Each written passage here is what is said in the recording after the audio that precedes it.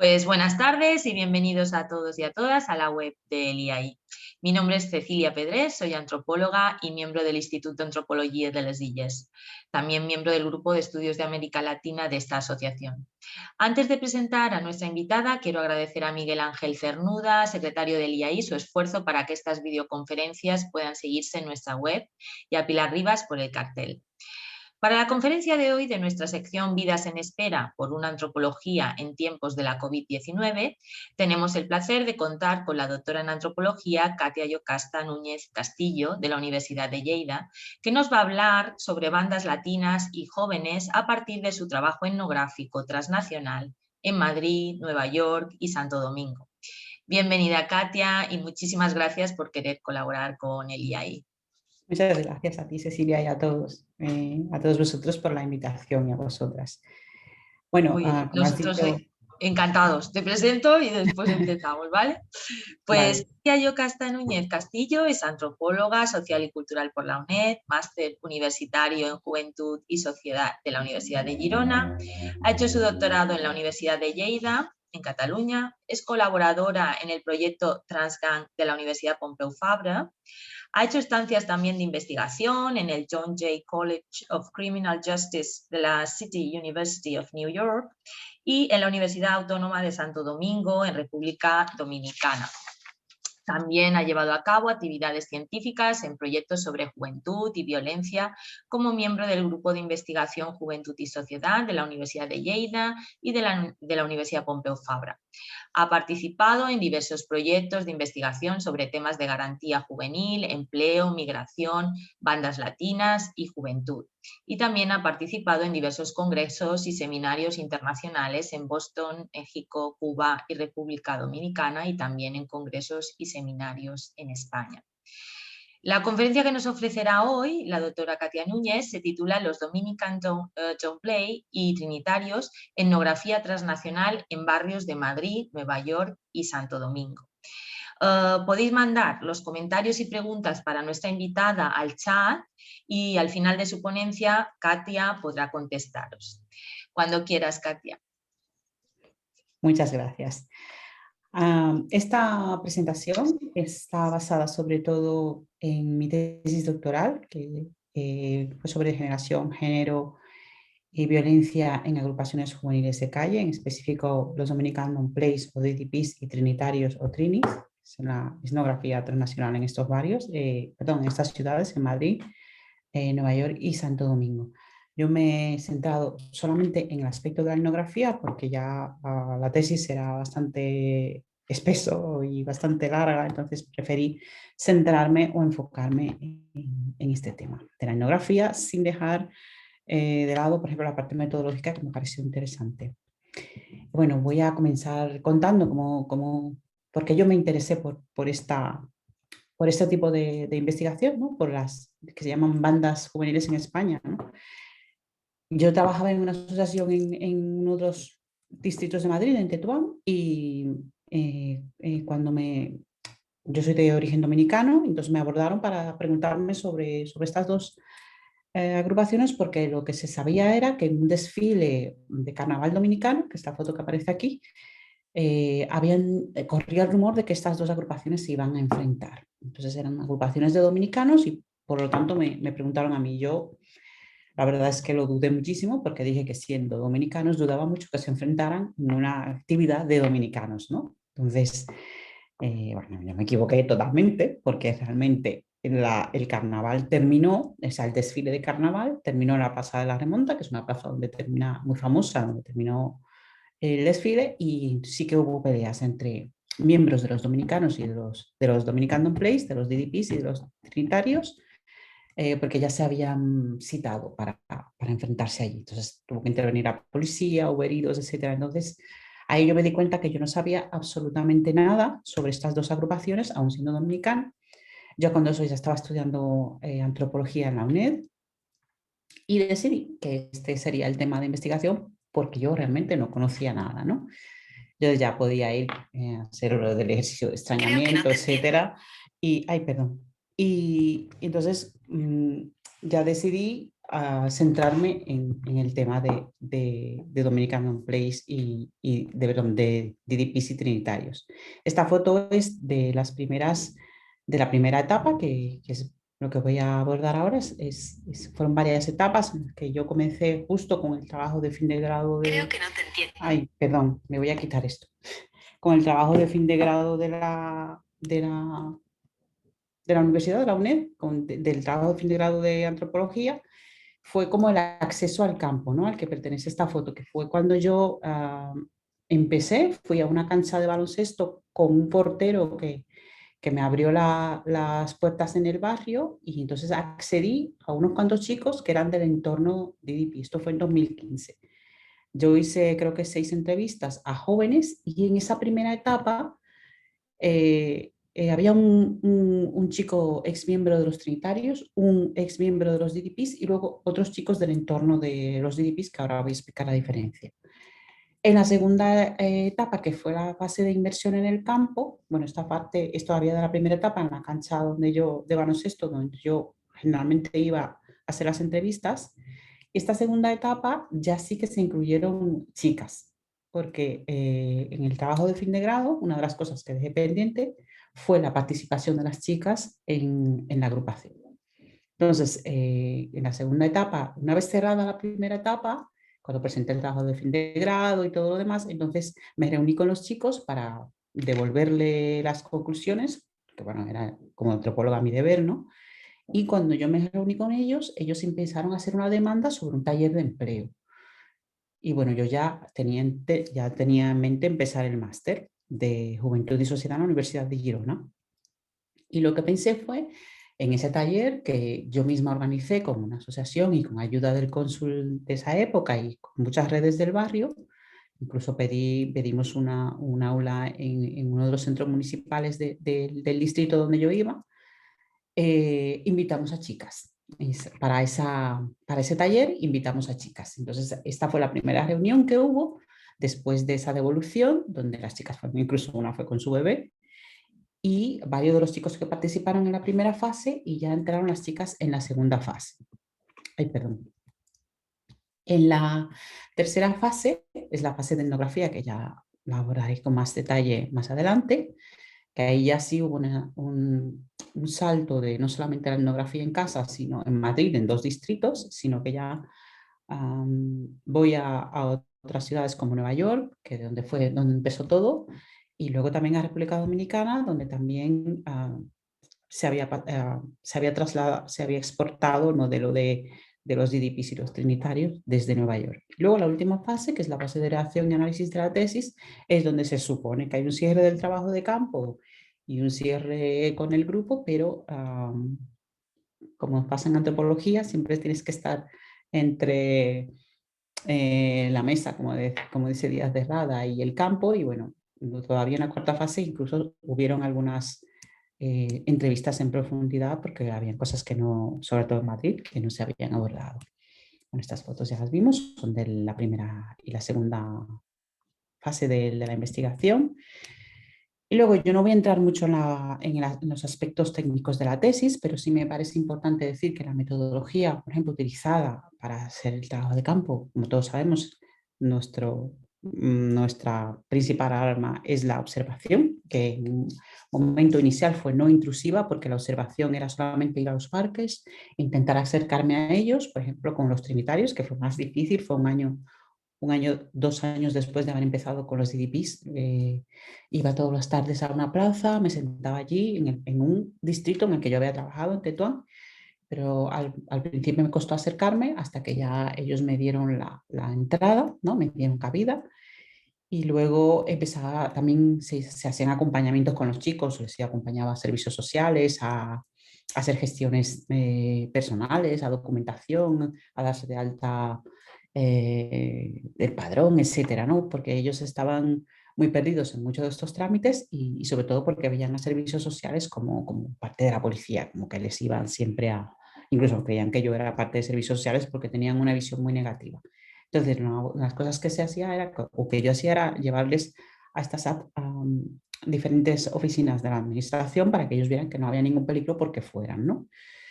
Luego estaba el diario de campo, que como dije antes, estaba siempre entre campo y mesa. Las entrevistas no formales, muchas entrevistas informales se daban en estos acompañamientos, las entrevistas semiestructuradas que se hicieron ya en la tercera etapa, y las historias de vida que se confeccionaban a partir del conocimiento o del acercamiento o de la confianza con algunas de las personas más claves durante el trabajo de campo. Voy a contar un poco de las historias de vida y un poco de las entrevistas. No siempre hubo entrevistas formales porque me tocó ir a una cárcel en Nueva York a entrevistar a un líder de los trinitarios, pero allí no me dejaban entrar con nada. Yo inclusive no dije que iba a ser una entrevista, fue todo muy de incógnito, y sino que lo fui a visitar como una amiga de la familia, que su madre me ayudó con eso y su hermana, y entonces eran unas charlas de 6 horas, ya contaré cómo era el trayecto, y yo todo tenía que darse en mi cabeza y luego tomar nota en el autobús y luego verificar con la familia, etcétera. O sea que no era tan fácil tampoco lo de las entrevistas, no lo de el contacto y recabar toda la información. Las 4 historias de vida se centran en 4 personas, 4 informantes claves, y luego estaban los análisis tanto de las entrevistas como del diario de campo, los medios de comunicación y las redes sociales, que también jugaron un papel importante en estas 2 agrupaciones. En cuanto a la etnografía, pues en Madrid yo me centré en 2 distritos, que yo no menciono en la tesis, aquí he hablado de alguno, cuyas características son muy similares, yo diría que prácticamente las mismas en los 2, ¿no? Hay un asentamiento de la población inmigrante, sobre todo la población dominicana en uno de ellos, que es en el de Tetuán. Son barrios que están muy estigmatizados, a ser barrios donde hay población de escasos recursos y donde hay inmigrantes se consideran barrios peligrosos, barrios donde no se puede entrar. A mí nunca me pasó nada, a veces a las 10 de la noche de alguno de los 2 y nunca me pasó nada. Son barrios donde se han creado capítulos de estas agrupaciones. Los capítulos son secciones de las agrupaciones, ellos le denominan capítulos, donde hay pequeño trapicheo de drogas, muchas veces a pequeña escala, ¿no? Un menudeo que realizan ellos, donde hay mucha falta de profesionales de calle, educadores de calle, que esto siempre lo digo, por eso los chavales están muy dejados de la mano, o sea, no tienen quien trabaje con ellos. Incluso ellos me veían a mí como una educadora y siempre me han dicho profe, muchos de ellos, por lo del taller este que comenté antes, y ese mote de profe se me quedó y se me queda hasta el final. Y siempre que íbamos a algún sitio que yo les acompañaba, por ejemplo, a juicios me tocó ir un par de veces a acompañar, y siempre me presentaban como su educadora, aunque yo siempre aclaraba que no era mi rol, pero era el que ellos me asignaban. Luego, como ya dije, hay mucha pobreza, hay mucha desigualdad en estos barrios y hay pocos recursos de intervención en la mayoría. Hay alguno, por ejemplo, en Tetuán hay más que en Villaverde, pero falta muchos recursos, no se trabaja de forma unificada. Luego en Nueva York estuve en 3 condados, en el de Manhattan, en el Bronx y Brooklyn, aunque no estuve en 3 barrios, en 2 y en 1, pero no hice mucho trabajo de calle. Sí que estuve en todos estos barrios haciendo entrevistas, sobre todo en los, como ellos le dicen, community centers, que son los centros comunitarios, donde yo entrevisté a profesionales que trabajan con jóvenes de la calle, pero aquí se me dificultó hacer entrevistas a jóvenes a pie de calle o a jóvenes que estaban en las agrupaciones, por un lado porque era muy poco tiempo, yo solo tuve un mes, y por otro porque el mismo líder de la agrupación de los trinitarios que yo entrevisté me dijo, no, tú no tienes mucho tiempo, no les conoces muchos son chavales que se dedican al trapicheo y era peligroso. Entonces, si hubiese estado, por ejemplo, 6 meses, hubiese sido más fácil abordarles, pero en principio fue la mayoría del trabajo de campo y de las entrevistas, además de este líder y de otros exmiembros que sí que pude entrevistar, no pude contactar con jóvenes a pie de calle, ¿no? Estos barrios también se caracterizan por asentamiento de población inmigrante latina en general, sobre todo dominicanos. Son barrios también estigmatizados, también hay mucha pobreza, sobre todo en Manhattan, que además se está gentrificando mucho, pero como Brooklyn, que se ha gentrificado, hay bastante gentrificación, pero sigue habiendo bastante barrios donde se nota que hay mucha desigualdad, ¿no? Hay mucha delincuencia, hay narcotráfico en Estados Unidos, sí, el narcotráfico es a mayor escala en las calles de Manhattan y del Bronx, es a mucha mayor escala que en España, ¿no? Que en Madrid. Y bueno, los centros comunitarios, que sí que hay muchos centros comunitarios, eso sí que es verdad, hay mucha intervención desde los centros comunitarios con jóvenes que ellos les llaman en conflicto con la ley. Una de las cosas que sí que me llamó la atención, por ejemplo, en el barrio donde yo estuve el primer año, yo estuve 2 veces en Manhattan, en Nueva York, el primero en 2017 en el Bronx, en Manhattan, perdón, y luego en 2018 en el Bronx. En Manhattan, en el edificio en el que estaba, en la entrada del edificio había trapicheo, o sea, había narcotraficantes, o sea, jóvenes que se dedicaban a eso. Ellos eran más bien utilizados para esto, que luego me dijeron que también eran de los trainees. Ellos abrían la puerta, tú entrabas, saludabas, te saludaban y subías. El primer día eso me impactó bastante, incluso me dio mucho miedo, pero luego ya me acostumbré, porque ni ellos se metían conmigo, ni yo me metía con ellos. O sea que incluso me bajaron las maletas el último día. O sea que no era peligroso, pero es la primera imagen de impacto que recibes, ¿no? O sea, con esto quiero decir que sí que hay mucho más, ellos están mucho más expuestos en Nueva York que, por ejemplo, que aquí. Aquí ya las peleas y lamentablemente las muertes son entre las dos agrupaciones, pero en Bronx y Manhattan ellos son carne de cañón del narcotráfico, ¿no? Que también hay peleas y hay riñas por punto de droga, pero ellos corren más riesgo y su vida está más en peligro por estar dentro de las redes del narcotráfico.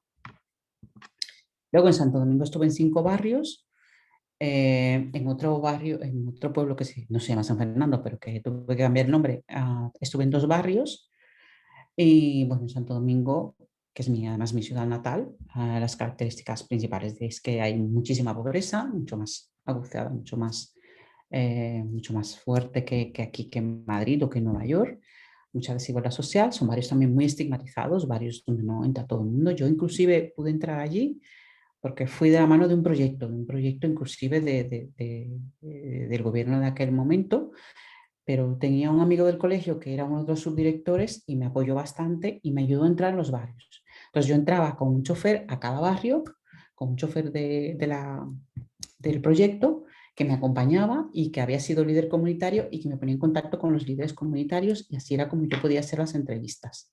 Inclusive las entrevistas con los extrinitarios me las consiguió la psicóloga social del proyecto, ¿no? Fue a través de ella. Hay mucha delincuencia, hay falta de recursos, hay narcotráfico, no al nivel de Estados Unidos. República Dominicana es un país de tránsito para el narcotráfico.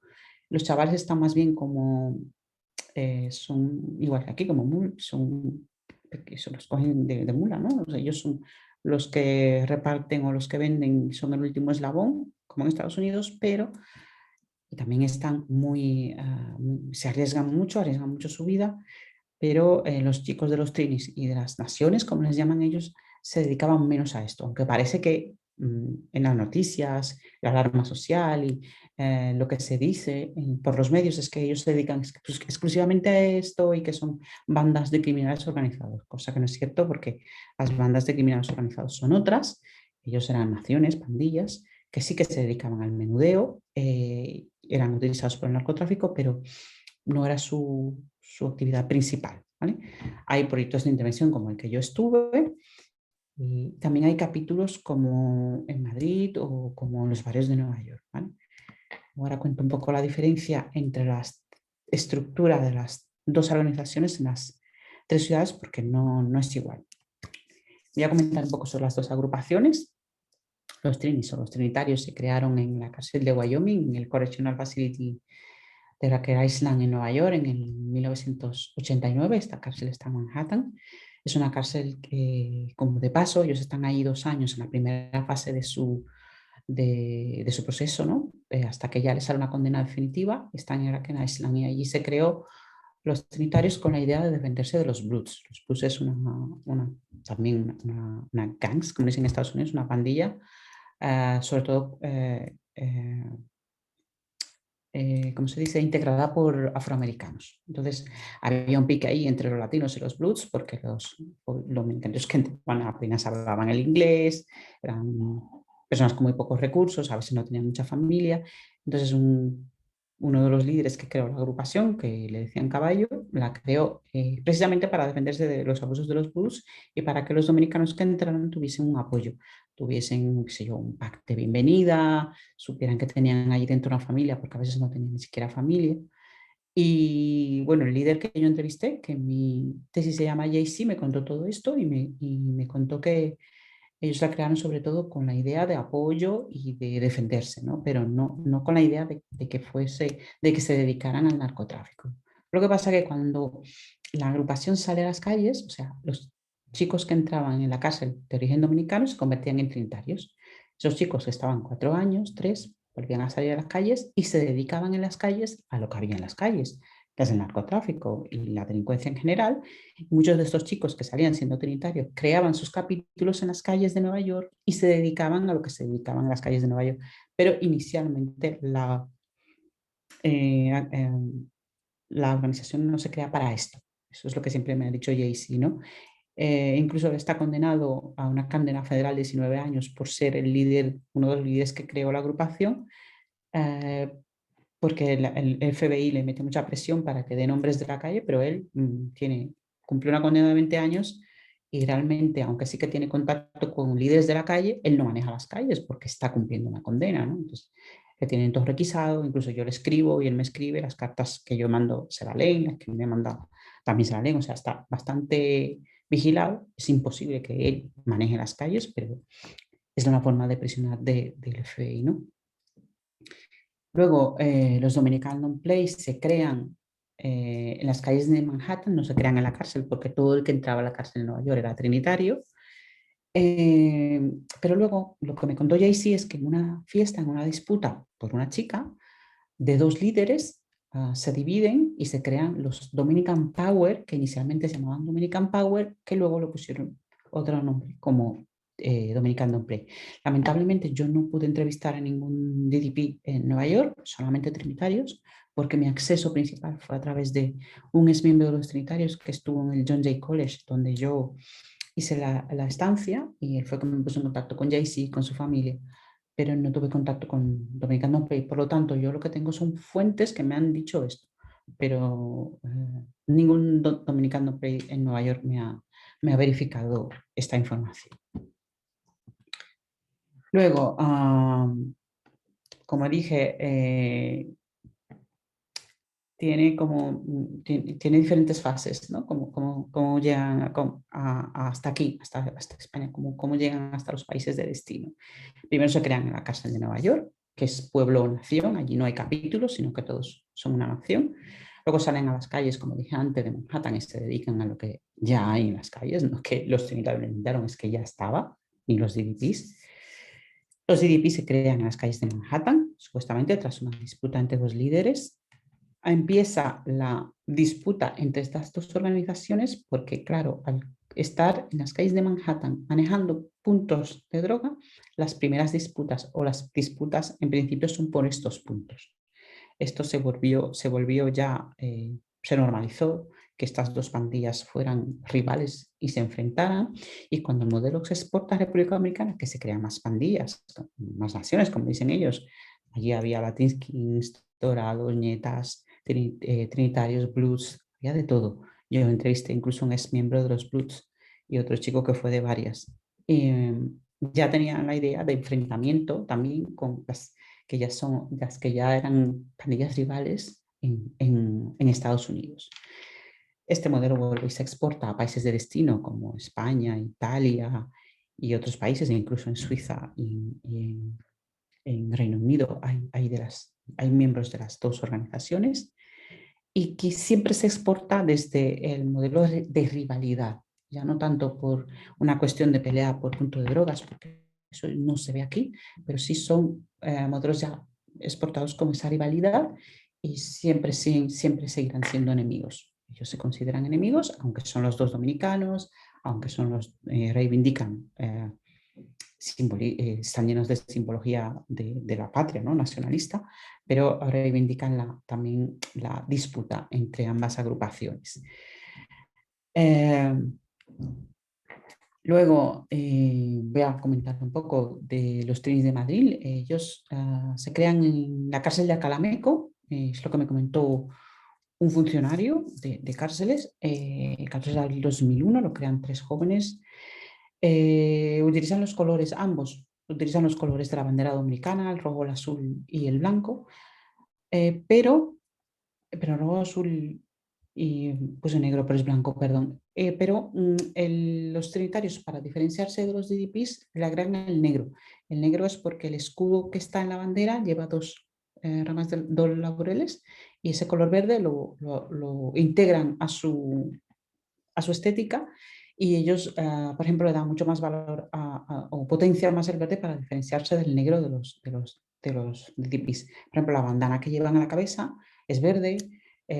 Los collares, según el largo de los collares, mientras más largo es el collar, más estatus tiene esa persona en la agrupación.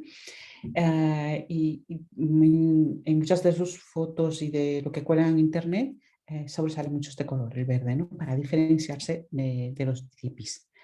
Como dije antes, se dividen por capítulos en varios, yo les llaman capítulos a cada sección en los varios.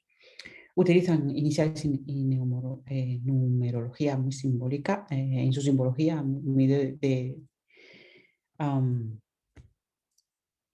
de simbolismo nacionalista, ¿no? Pero también toda su simbología es muy parecida. Lo que pasa es que, claro, unos tienen denominan, o sea, una numerología para llamar a la batalla, a la pelea, o una numerología para dejar un mensaje. Por ejemplo, los trinitarios utilizan mucho lo de DP, Dios, Patria y Libertad, DPL, que eso está justo debajo del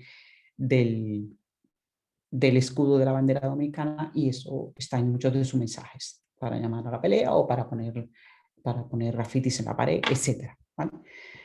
Como dije antes, se dedican al menú de droga, hurtos, niñas, tareas, etc. Pero no se puede decir que estén metidos de lleno en el narcotráfico, por lo menos en Madrid, ¿no? Aunque eso es lo que se vende en los medios de comunicación. Esta que está aquí aparece, no me deja verla bien porque salimos aquí, pero esta es la estructura piramidal de los trinis en Madrid. Es la primera corona, ¿vale? Que es también la primera corona, la segunda, la tercera, el tesorero, la disciplina y los soldados humanitos, como le dicen, ¿vale? Esto es lo que me ha comentado una de las informantes. Es una estructura piramidal y el que está arriba, la Suprema Universal, en principio es el que manda en toda la agrupación. Lo que pasa que actualmente esta persona está bastante desligada porque dice que se tiene que buscar la vida, porque ya son muy adultos. Lo que crearon la agrupación suelen ser los que están como Suprema Universal y entonces estas personas son ya mucho mayores y ya se tienen que dedicar a otras cosas, tienen familia, etc. Entonces, en este sentido, se ha descentralizado bastante el poder desde la Suprema hasta los demás, ¿vale? La primera, la segunda, la tercera son las que están en los capítulos y estos son los que tienen el poder supremo en los capítulos y se ha centralizado mucho en ellos, en cada capítulo. Una de las cosas que pasa ahora es que, por ejemplo, hay capítulos enfrentados dentro de una misma agrupación. Eso también está pasando en la actualidad, que no pasaba inicialmente. Los DDP se crean en Madrid el 22 de diciembre, posiblemente en 2001. Ninguno de ellos me confirmó el año. Es muy difícil sacar la información, pero bueno, sí que por lo menos supe por una de las chicas, ¿no?, la fecha en que se conmemora la creación de la organización aquí. Utilizan también los colores de la bandera, lo azul y blanco más el negro, como dije antes, la bandera es negra. Se dividen también por capítulos, también utilizan iniciales en numerología, también se dedican a lo mismo, a menudeo, a hurtos y otros delitos. También tienen una estructura piramidal con una suprema en primera, segunda, tercera. Lo que pasa es que la primera de los DDPs es tesorero, no hay un tesorero aparte como los trinis. Ellos le llaman perla a la primera, la segunda y la tercera, que es también el encargado de la disciplina o respeto, como le dicen ellos. Luego están los soldados y guerreros. En Nueva York, no puedo ver aquí entera la estructura, pero bueno, en Nueva York, como ya dije, se crea una cárcel con el modelo histórico de los trinitarios. Voy a comentar un poco que los trinitarios en República Dominicana, los trinitarios históricos, son los que gestaron la independencia de República Dominicana de Haití. Fue una organización que se gestó para independizarnos de Haití. no nos independizamos de los españoles, nos independizamos de Haití, que invadió la isla entera durante 22 años. ¿Qué pasa con esto? Que ellos toman todo el ideario de los trinitarios, incluso el juramento que hacen para juramentar, para entrar en la organización, es el mismo que hacían los trinitarios históricos. Muchas de las normas, etcétera, claro, adaptadas a estos tiempos, también la toman de ahí. Toman este modelo de trinitarios históricos y lo adaptan al modelo de la pandilla, sobre todo por aquella idea de una identidad nacional. Están en Estados Unidos, están en una cárcel, no son reconocidos, son atacados constantemente por los Brutes y otras organizaciones, y esto de crear una entidad, una organización que les diera una identidad nacional era bastante importante para ellos, ¿no? Se crea como una fuerza de defensa frente a los Brutes, como dije antes. Son una agrupación de apoyo, como también dije antes que me comentó JC. No era delinquir la idea inicial.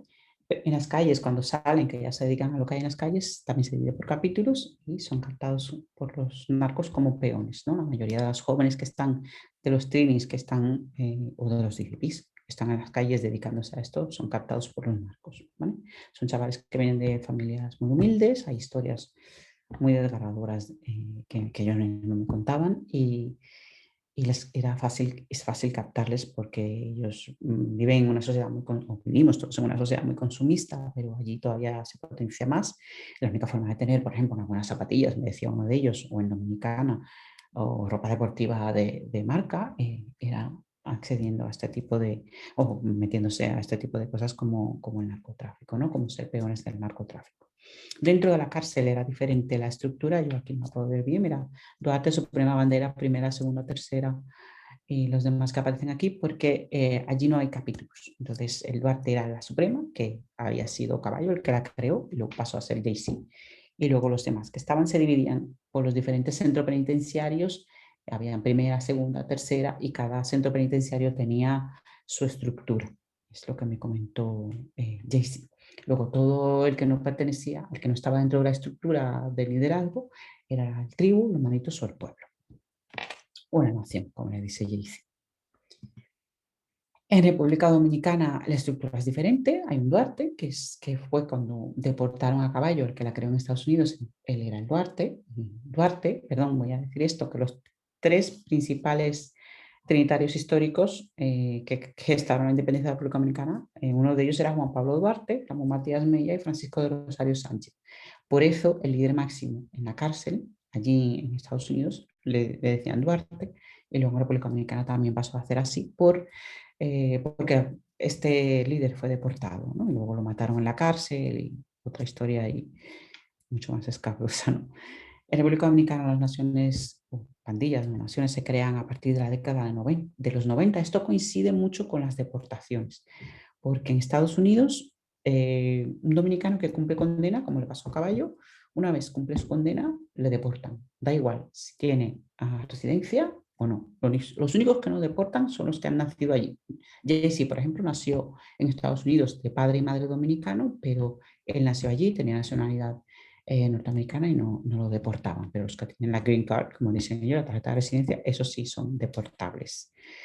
Entonces coincide con las deportaciones, que se crean todas estas pandillas que se crearon, o naciones que se crearon. Los tienen una mayor visibilidad por estas deportaciones, sobre todo por Caballo, ¿no? Que había sido el Duarte, o por otro más que le decían Bebé. También se dividen por capítulos en los barrios, se dedican también al menudeo de droga, a los hurtos y a la delincuencia en menor grado. También hay enfrentamientos y se matan, ¿no? No es que sea en menor grado esto, pero que no se dedican, no son como se vende en los medios de comunicación, como dije antes, son unas bandas a gran escala, son a pequeña escala. Ya han desaparecido, muchos de ellos están muy invisibilizados por una limpieza social que se hizo en 2004. Un líder de un ministro de Fuerzas Armadas un jefe de las Fuerzas Armadas decidió hacer una limpieza social en un barrio que le llamó Barrio Seguro, acabar con una de las pandillas en un barrio, Eso lo cuento también en la tesis, ayudado por otros chavales que también sabían que si se quedaban lo iban a matar, pero en principio apoyaron a la policía y luego muchos de sus colegas también les mataron. Esta es la estructura, ayudarte. Lamentablemente no veo lo que hay de este lado, pero hay una Suprema Universal y hay una primera, segunda, tercera, que estas son más de los capítulos. Bandera de Disciplina Universal, tesorero. Esta parte es la parte de la estructura que se maneja más desde la jerarquía y esta otra parte es la que se mueve más en los varios, los capítulos. Esta es un poco la parte de la etnografía realizada en las 3 ciudades. Estas fotos son algunas de las que tomé. Esta es la corona de los DDPs. Subir corona es hacer esto, o bajar corona, que eso no se debe hacer a un DDP, no se debe bajar corona. Y esto es la corona de los trinis, que tampoco se puede bajar corona a los trinis, porque eso es indicio de un enfrentamiento. O sea, si un chaval le para en la calle a otro y dice que le suba corona y no le sube corona, pues esto ya es motivo de pelea, ¿no? O de ataque. Y luego está el Myra Correctional Facility, donde yo visité a JC la segunda vez. La primera vez lo fui a ver a la cárcel de Sao Paulo y la segunda vez a esta porque lo trasladaron. Estas cárceles están casi en la frontera con Canadá, en el estado de Nueva York, pero casi en la frontera con Canadá. Yo tenía que coger un autobús a las 2 de la mañana para pasarme toda la madrugada por el camino hasta llegar a las 7 de la mañana a la cárcel, ya sea la de Sao Paulo, la primera vez, o la de Elmira, y luego esperar allí a que te revisen, a que te cojan el pasaporte, a que te hagan todo el check-in para entrar y esperar hasta las 9 para tener la audición con la persona que vas a ver, para visitar a la persona que vas a ver. Estas entrevistas duraban 6 horas porque el mismo autobús que me llevaba me recogía luego a las 3. O sea, no era que yo no podía ir antes porque iba en un coche por mi cuenta, no. Yo me montaba allí a las 7 de la mañana cuando salía el autobús y me iba de ahí a las 3. Ya antes de las 3 yo me estaba muriendo de sueño y casi no me quedaba nada, pero lograba rectificar mucha de la información con la familia de JC, ¿no? Con la madre y con la hermana. Luego estos son parte de los jóvenes entrevistados en los barrios de Dominicana, aunque muchos de ellos eran del entorno de las pandillas, porque ya las pandillas están, como dije antes, muy invisibilizadas. Yo he llamado el entorno de los DDPs, el entorno de los trinitarios, a los chicos que se han criado en el barrio con ellos.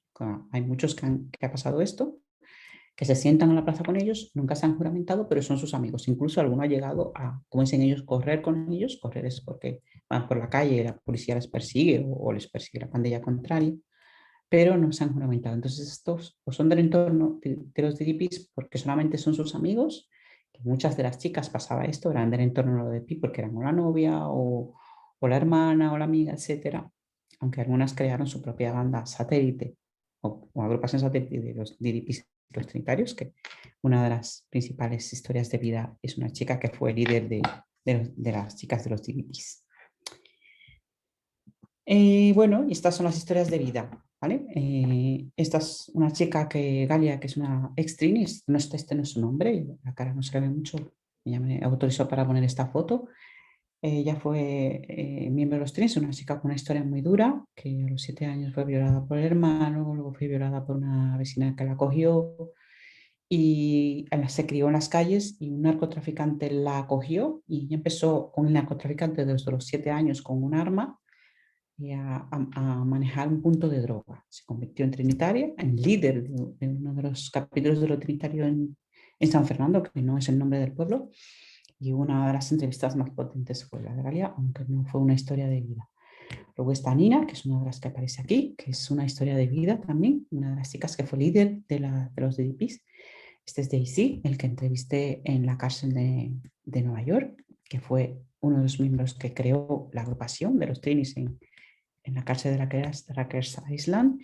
Y este es un chico, Velo Velo, Trini Madrid, que murió en 2017 en un ajuste de cuenta por asesinato de otro chico, que estaba condenado por asesinato de otro chico de los DDPs, un rapero llamado Moren Black.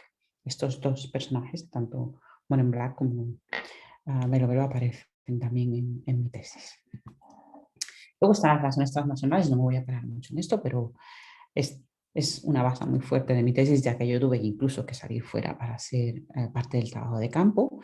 Son chavales los que estaban entrevistados, la mayoría de los chavales entrevistados en Madrid fueron chavales reagrupados, vinieron reagrupados por sus madres en un proceso de reagrupación y seguían teniendo conexión con las familias en República Dominicana, ¿vale? Las redes seguían siendo redes transnacionales, tanto de la familia completo como de estos chavales. ¿Qué pasaba con muchos de estos chicos, de los DDPs y los trinitarios? Que muchos de los vídeos que yo pude analizar y por los que yo pude acceder se colgaban en YouTube. La mayoría de los vídeos de los trinitarios, de cómo empezó, de caballo, de bebé, de todo, se colgaban en YouTube. Ahora ya no se hace eso porque estaban muy fichados, están muy fichados y la policía también ha accedido a estos vídeos, pero yo pude acceder a estos vídeos porque muchos de ellos siguen colgados y al principio muchos estaban colgados allí.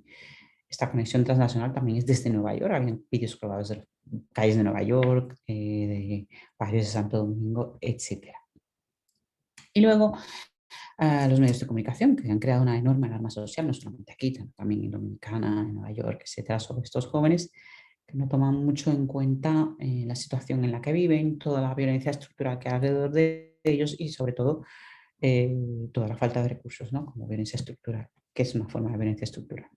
Ellos utilizan mucho Instagram, ahora mismo es la red que más se utiliza, la de Instagram, y luego WhatsApp también. Yo tengo mucho contacto con ellos por WhatsApp, incluso mucho diario de campo era WhatsApp, porque ya las notas de voz, los mensajes que nos dejábamos, ya yo los dejaba ahí y luego los registraba, como ya dije, YouTube, Facebook, etcétera.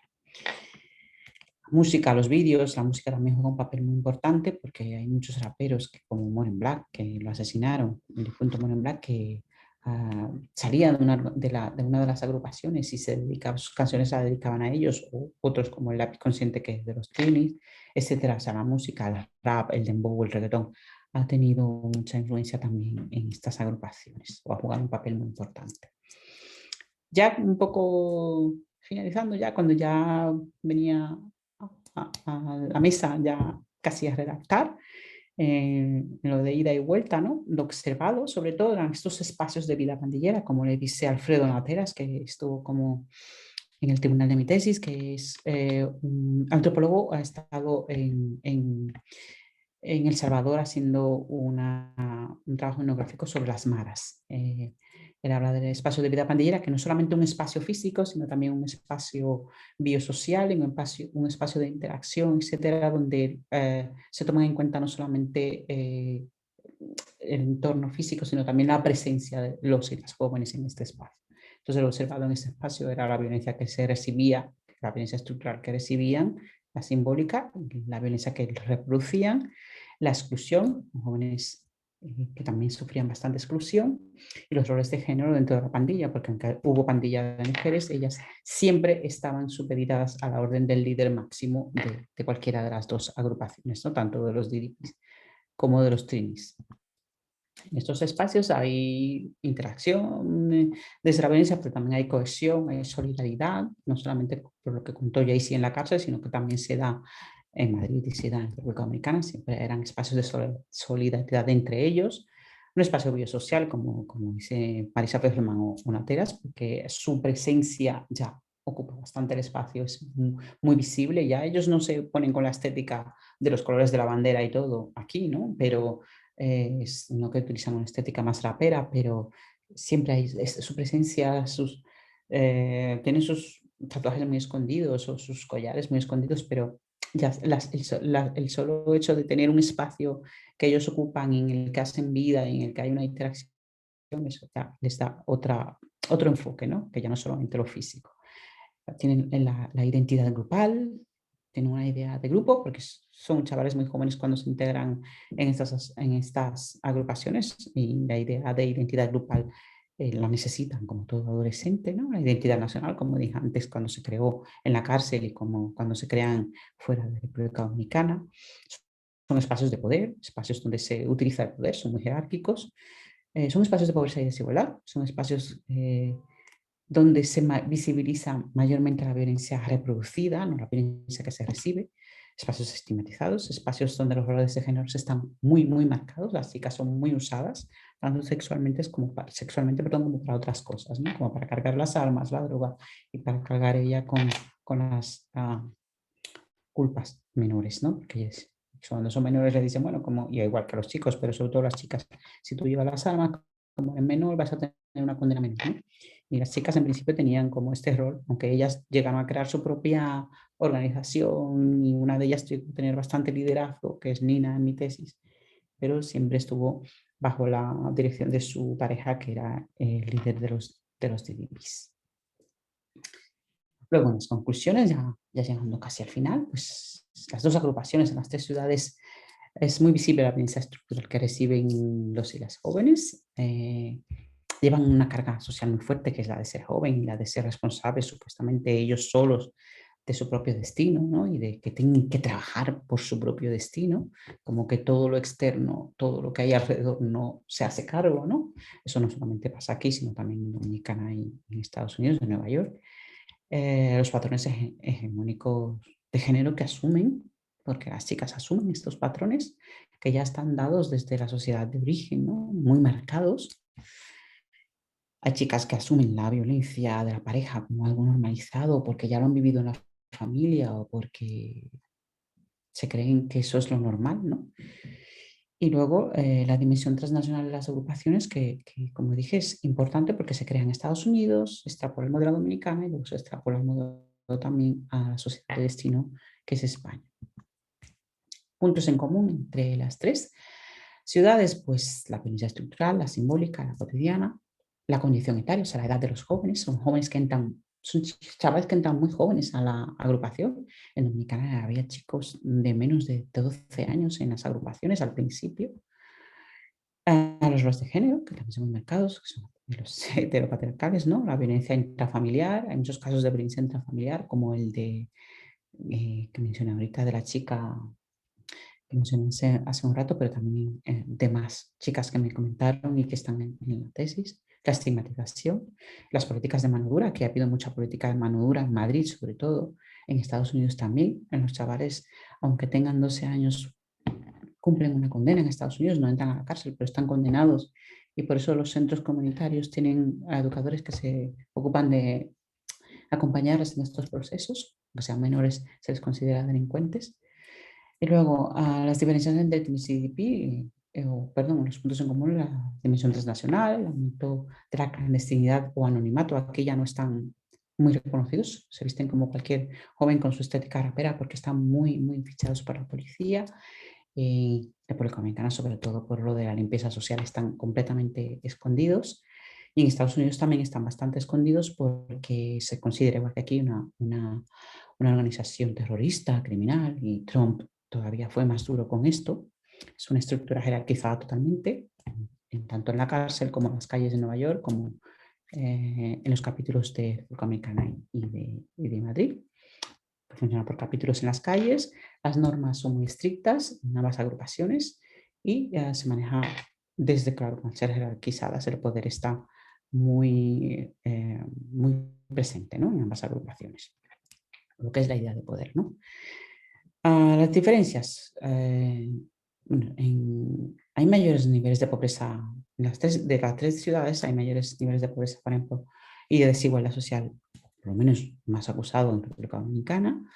El narcotráfico es a mayor escala en Nueva York, que yo, además, cuando empecé todo esto, siempre pensé que el narcotráfico era a mayor escala en República Dominicana y me llevé la gran sorpresa de que no, de que es un país de tránsito y que los jóvenes de las pandillas no se dedicaban tanto a esto, ¿no? Sino que igual que aquí eran captados por los narcos para el menudeo.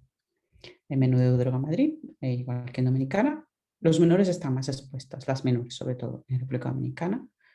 Las menores están muy, muy expuestas en los barrios más pobres en los que yo estuve, lamentablemente. Hay menos recursos de intervención social en Madrid y hay muchos proyectos de intervención social, sobre todo en USA, en República Dominicana no tanto, pero en Nueva York sí. Hay muchos centros penitenciarios que llevan muchos proyectos. De las diferencias entre NIS y DDPs, pero es de narcotráfico, sobre todo en Madrid y en República Dominicana. Limpieza social en República Dominicana. aunque en Nueva York la hay, pero más escondida. Están mucho más invisibilizados aquí y bueno, en las tres, pero están sobre todo invisibilizados en República Dominicana por lo de la limpieza social. No veo mucho tampoco que aparecemos aquí y a mí me tapa mucho.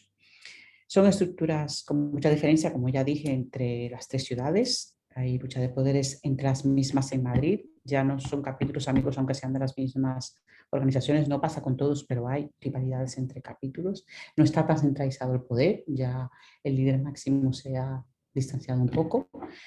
Y a lo que es dejar de correr, o sea, dejar la calle, en la agrupación en Madrid, eso se puede. Los chicos pueden dejar la calle, aun siendo miembros de la agrupación o considerándose miembros de la agrupación, pueden dejar de delinquir cuando ya tienen una familia, tienen un trabajo estable y no les obligan a estar allí. Eso es un poco más difícil, por ejemplo, en Nueva York o en República Dominicana, aunque sí se puede también. Y luego las limitaciones y fortalezas de la investigación. Bueno, dentro de las limitaciones que hay es que hay pocas investigaciones de la participación de mujeres en pandillas, ¿no? En bandas, que eso para mí era una fortaleza. No hay equilibrio etnográfico en los tres contextos, porque yo estuve mucho más tiempo en Madrid, en Nueva York estuve un mes y en República Dominicana 3 meses, por lo tanto es más descompensado. El campo, la etnografía está más descompensada, pero aún así el tiempo fue bastante aprovechado. Yo no pude realizar etnografía en Lleida como lo había planteado en el proyecto de investigación, porque no hubo tiempo y porque tampoco hubo mucha colaboración. Y también hubo poca participación de las entidades en Madrid, ¿no? Pero aunque sí que hubo entidades que participaron, pero muchas cerraron las puertas y no quisieron participar. No dieron su apoyo para entrevistas, etc. Y dentro de las fortalezas, pues bueno, un diagnóstico sobre la participación de las mujeres en las agrupaciones de calle, que hay pocos, pero bueno, sí que hay, pero sobre todo sobre pandillas hay pocos. Estudios sobre las agrupaciones investigadas hasta el momento en las tres ciudades no había muchos, o sea que esto es una fortaleza de la investigación, una parte de la academia. La transferencia de datos para la intervención, que eso yo siempre insisto en ello, no solamente investigar, sino también aportar las conclusiones de esta investigación, que es lo que me toca hacer ahora a la administración y a las diferentes entidades, que un poco lo voy haciendo en las participaciones de talleres, seminarios, etcétera, para dar a conocer la realidad de estos chavales y para que se creen proyectos de intervención. No creo que los políticos estén muy por la labor, pero bueno, es mi trabajo, ¿no? Es mi deber. Un análisis transnacional sobre dos agrupaciones, que es bastante complicado hacer un análisis transnacional. Cuando somos estudiantes de doctorado, las financiaciones son muy escasas, pero bueno, se puede hacer. Y la demanda de estudios sobre estas agrupaciones en USA es interesante porque en Estados Unidos, a pesar de que hay muchas gangs, hay pocos estudios sobre DDPs y trinitarios y esto me ha abierto a mis puertas. Incluso he participado en 2 juicios para evitar deportaciones de 2 chavales de forma virtual, además, porque ha sido en esta época, porque ellos no tienen referencias de muchas investigaciones hechas sobre DDPs y trinitarios, que son los posibles deportados de origen dominicano. Entonces, esto es también una demanda de estudios interesante en Estados Unidos que a mí también me ha abierto puertas, ¿no? Y bueno, esto es hasta donde yo he podido llegar con mi etnografía. Solo comentar que las historias de vida no he apuntado mucho sobre ellas, pero hay, no solamente la de Galia, hay historias de vida muy interesantes.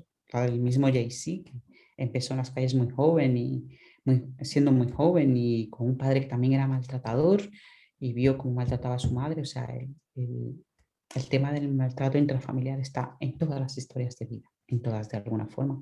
Incluso maltrato directo hacia algunos chavales, como uno de los que está en las historias de vida, un chico dominicano que sufrió paisas todo el tiempo de parte de su madre, la historia de Galia, que ya la dije que es muy dura, la propia Nina, que es una de las historias de vida, que había sido líder de las DDPs, sufrió violencia intrafamiliar con un padre con adicciones, que también no pegaba a su madre, pero la maltrataba de otra forma, ¿no? Maltrato psicológico. O sea, en todas este patrón de violencia intrafamiliar aparece, ¿no? Y la pareja de Nina, que luego le pegaba a ella, también viene de una familia donde ha habido mucho maltrato, que además Nina también lo comenta y yo lo comento en mi tesis. Esto lo digo porque es una violencia que se llega a asumir, es una violencia que se llega a interiorizar, a normalizar y que luego estos chavales también la reproducen. Es no solamente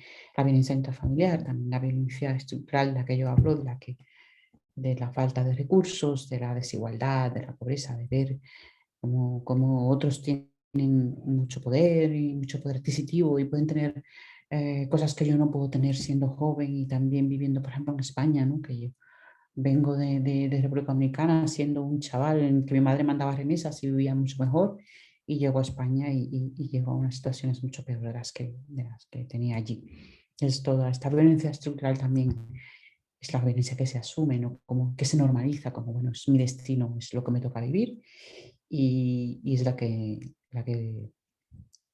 Bourdieu y Philippe Bourgeois denominan violencia simbólica, ¿no? La que asumimos, la que normalizamos. Nada, es lo principal de mi tesis, ¿no?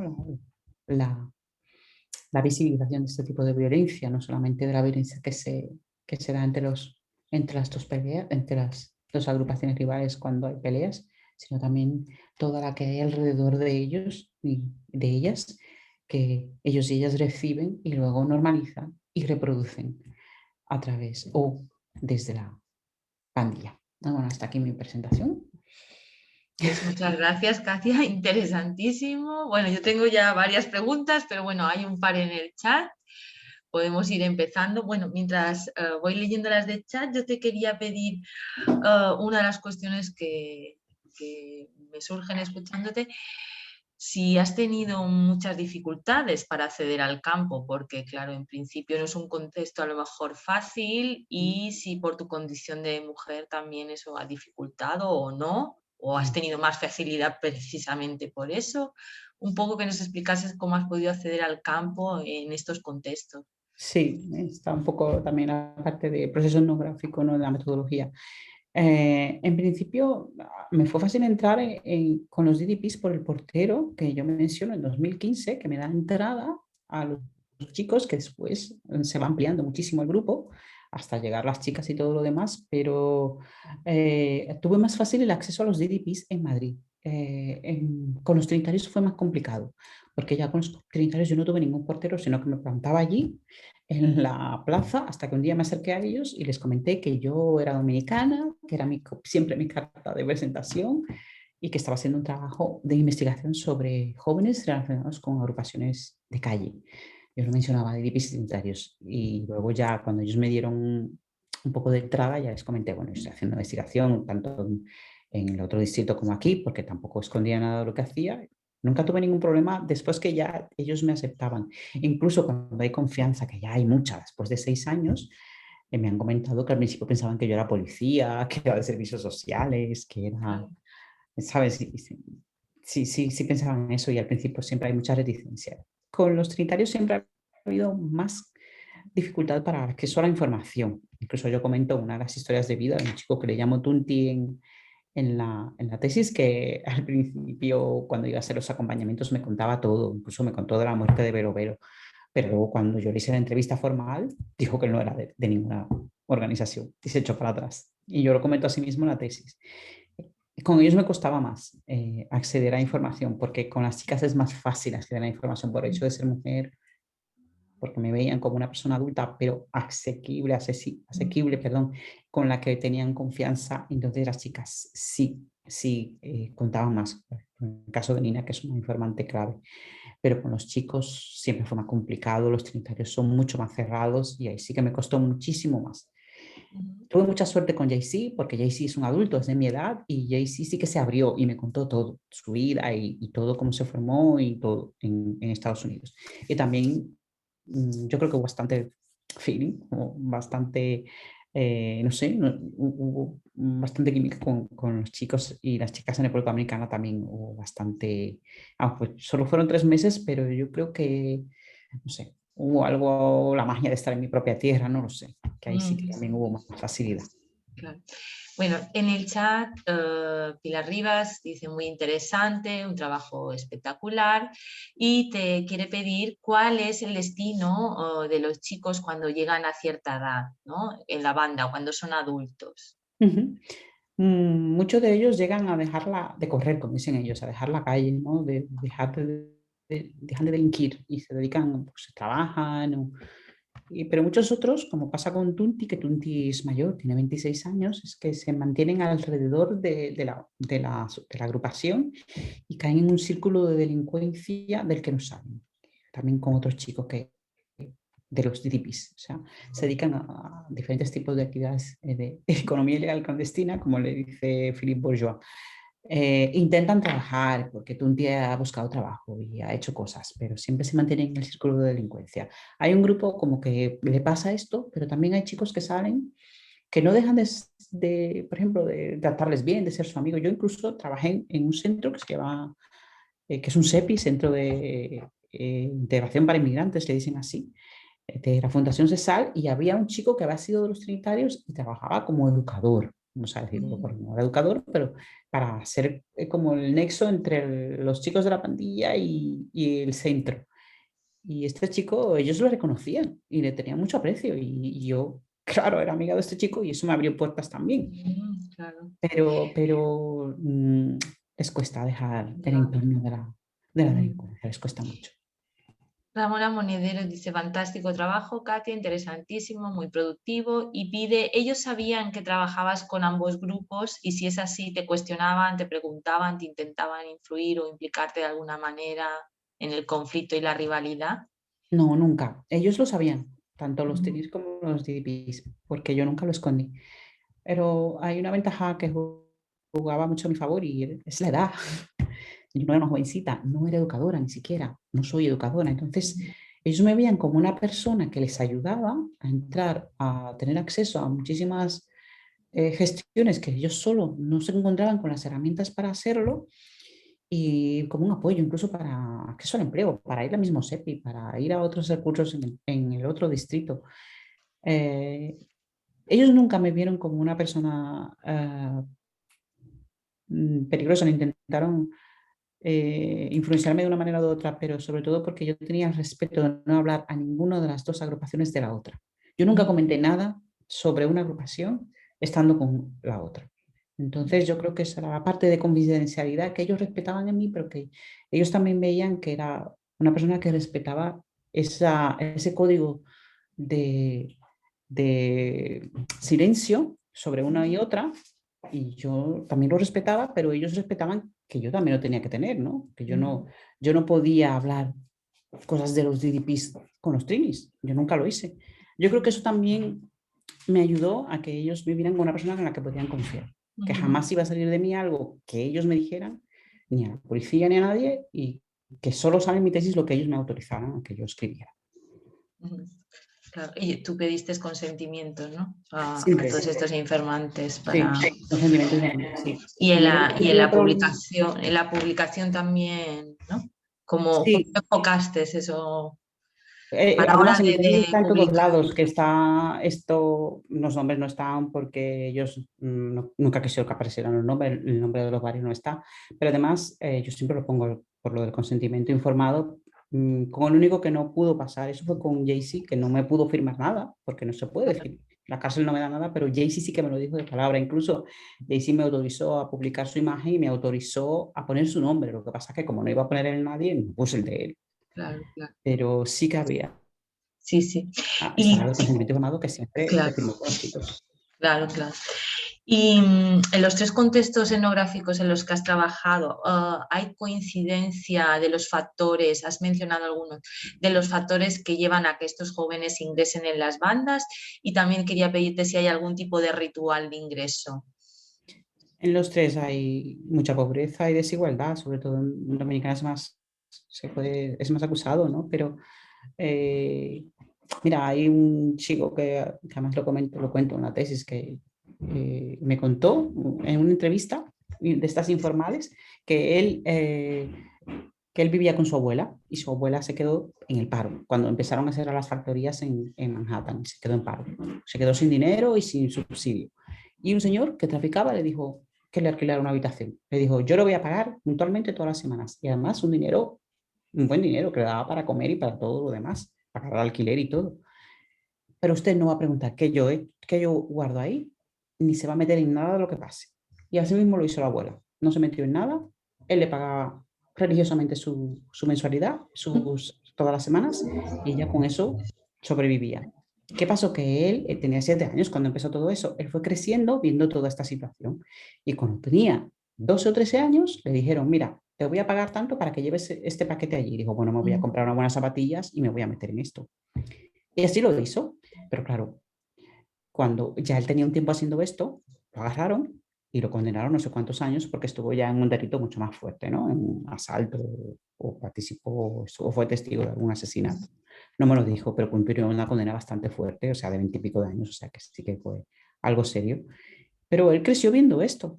Y la mayoría de los chicos, por ejemplo, en Manhattan o en el Bronx, crecieron viendo todo lo que había, la pobreza que había alrededor y que la única forma de acceder, como dije antes, a unas buenas zapatillas o a una vida mejor era enganchándose en el narcotráfico.